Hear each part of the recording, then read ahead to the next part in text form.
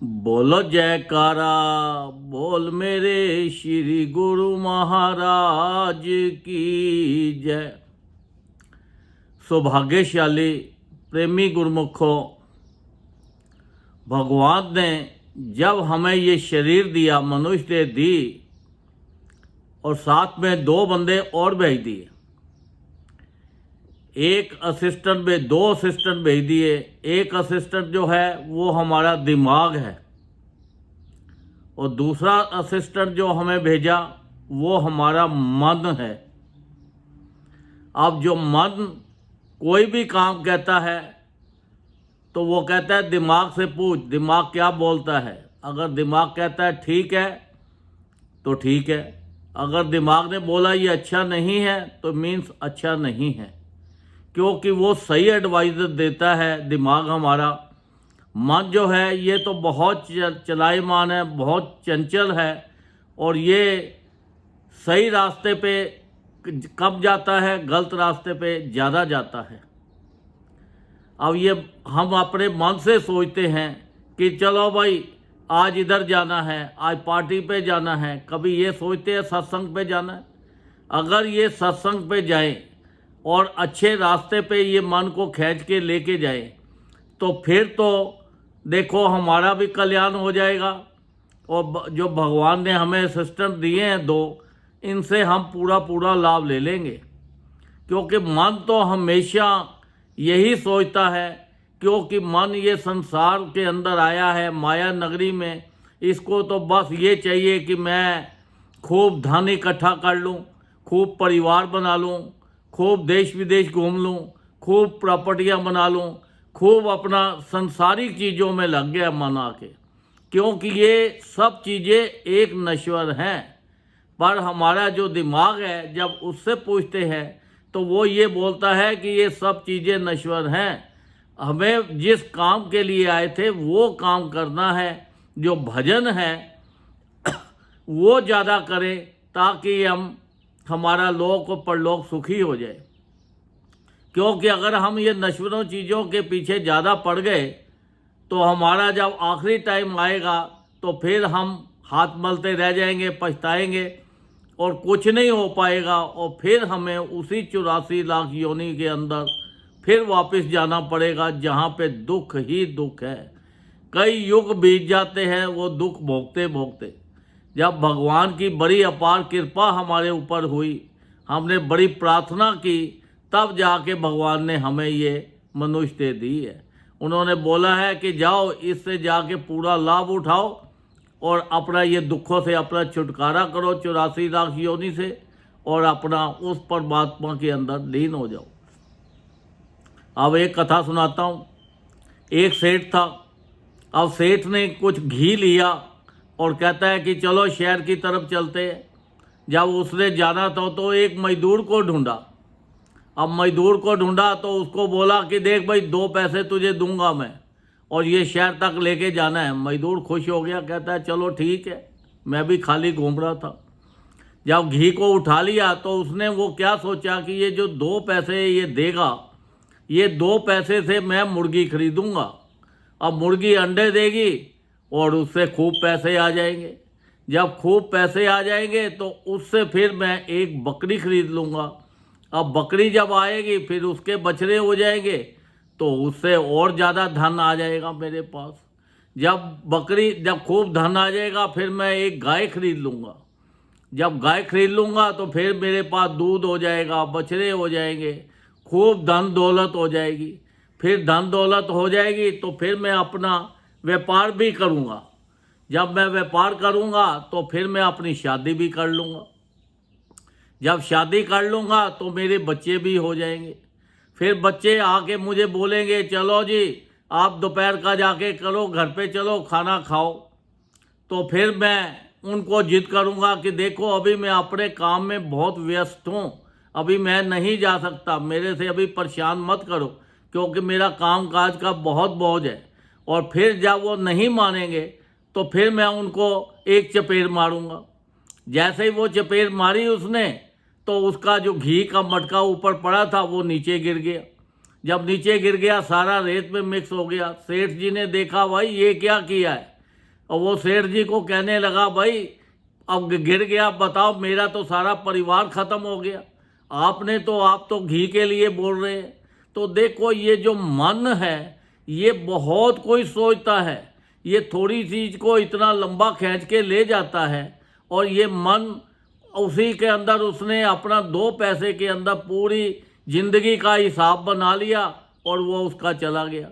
मन हमें कभी भी सही रास्ते पे नहीं लेके जाएगा।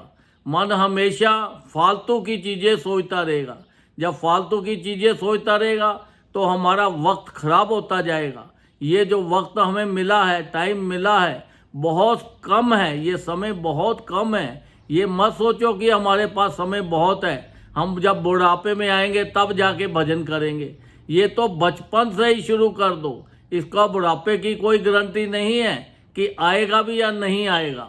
ये तो हमें गिनती के जो श्वास मिले हैं, ये श्वास जो है इतने कीमती हैं कि अगर एक श्वास की कीमत 3 लोगों को भी डाल दे तो वो भी कम है।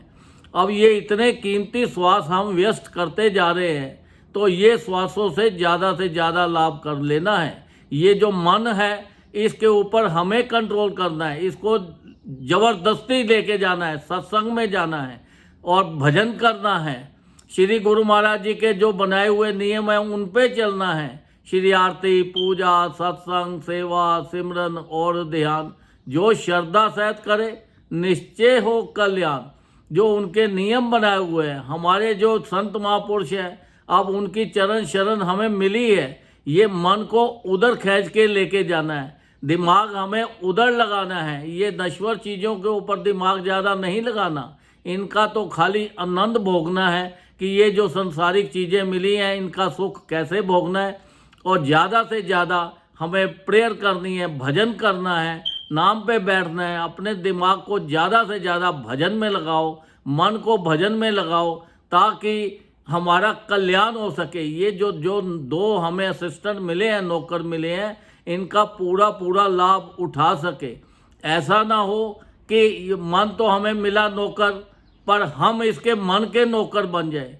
क्योंकि संसारिक जीव जो हैं, यहाँ पर संसार को देखने में आता है कि ज़्यादातर लोग अपने नौकर के अधीन हो जाते हैं। वो खुद तो नौकर बन जाते हैं और नौकर जो हैं वो इंजॉय करते हैं। ऐसे ही हमारा जो मन है ये अपना इंजॉय कर रहा है, ये हमें कभी गलत रास्ते पे ले जाता है, कभी सही रास्ते पे ले जाता है और हम परेशान होते रहते हैं। हमारा दुखी होने का कारण क्या है? यही कारण है कि हमारे जो नौकर हैं ये हमारे मालिक बन गए हैं। तो हमें ये नौकरों को नौकर ही रखना है, मालिक नहीं बनने देना।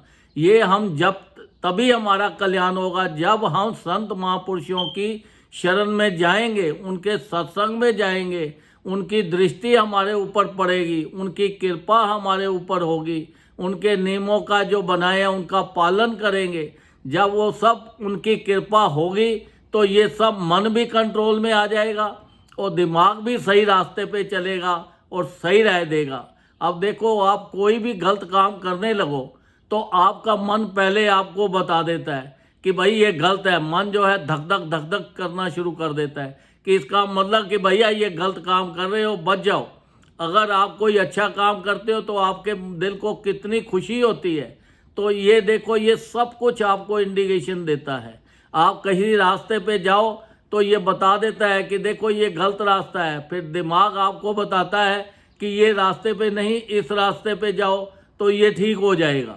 तो ये 2 सिस्टम जो मिले हैं इनका पूरा लाभ उठाना है। ये जो मनुष्य देह हमें मिली है, ये मनुष्य देह बड़ी थोड़े से वक्त के लिए मिली है, इसका पूरा लाभ उठाना है हमें। ऐसा ना हो कि हम अपना मन और दिमाग के पीछे लग के अपना समय खराब कर दें और बाद में हमें हाथ धोते रह जाए, तो फिर हमारा कुछ नहीं बनने वाला।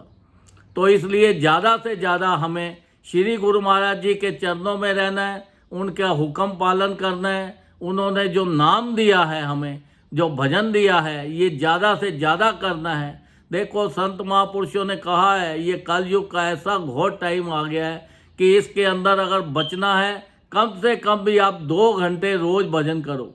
अगर 2 घंटे नहीं कर सकते तो 1-1 घंटा करके करो। अगर एक एक घंटा करके नहीं कर सकते तो आधा आधा घंटा करके करो। जितना ज़्यादा भजन करोगे आपके लिए अच्छा है। सत्संग में जाओगे तो आपके लिए अच्छा है। सत्संग में जाओगे तो वहाँ पे आपको अच्छे लोग मिलेंगे, आपका मन निर्मल हो जाएगा, आप सबके लिए अच्छा सोचोगे, सबके लिए अच्छा करोगे, फिर आप गलत नहीं सोचोगे।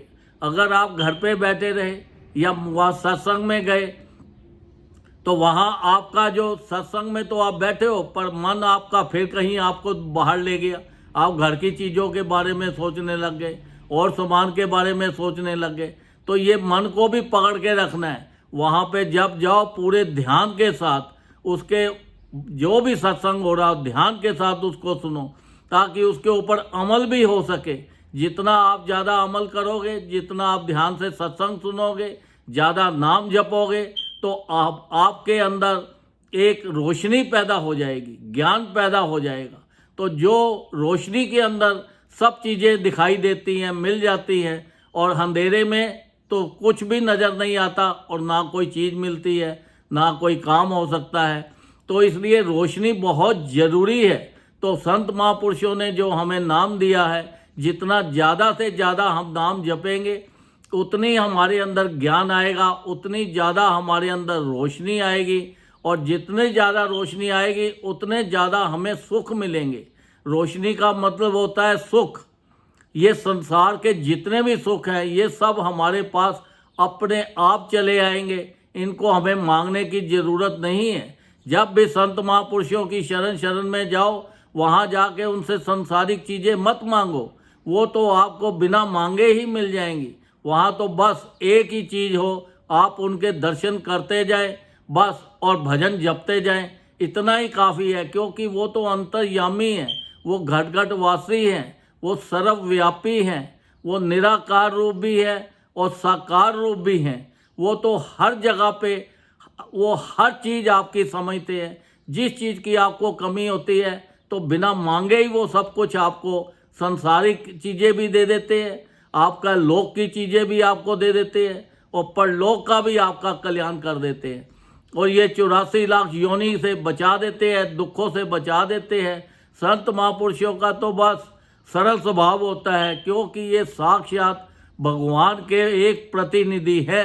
ये संसार के अंदर महात्मा बन के, संत महापुरुष बन के आते हैं और जीवों का कल्याण करते हैं। इनके लिए तो कोई जात नहीं, पात नहीं, कोई भी इनके दर पे आए, इनके लिए सभी एक ही समान है।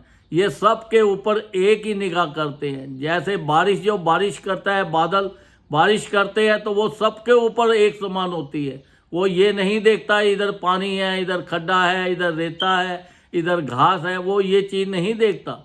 सबके ऊपर एक समान बारिश होती है। इसी तरह संत महापुरुषों की दृष्टि सब पे एक प्रकार होती है। सबको ऊपर उनकी दया दृष्टि एक प्रकार से होती है।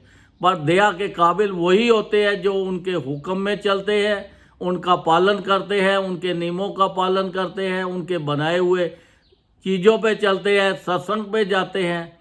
तो वो सब अपना ज़्यादा से ज़्यादा आनंद लेते हैं। ज़्यादा से ज़्यादा आप भजन करो, नाम जपो, उनके नियमों का पालन करो, और अपने मन और दिमाग को सही रास्ते पे लगाओ, ताकि ये ज़्यादा से ज़्यादा भजन कर सके।